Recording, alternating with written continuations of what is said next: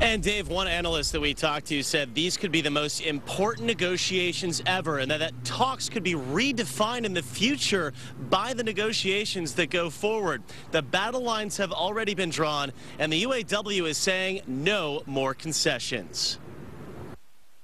After big concessions over the last few years, many auto workers are expecting some kind of payback when their leadership officially begins bargaining with management. The question is, how hard will the unions push for more money? I think the UAW will push very hard. There's no question about that.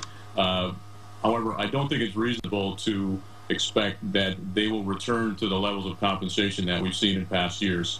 WardsAuto.com editor Eric Main believes both sides are engaging in typical posturing right now, but ultimately some concessions on both sides will be made. I fully expect that the automakers will come across with something, if only to enable Bob King to sell the deal to his members. Ford is the only wild card because they did not go through bankruptcy and renegotiate the terms of their contract with the UAW. And Ford is the only one of the Detroit Three still vulnerable to a strike. UAW might feel, they might feel the need to flex their muscle a bit at Ford.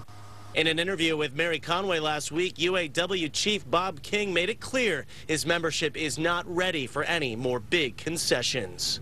Our members made tremendous sacrifices to save these companies. All three of the companies are doing much, much better.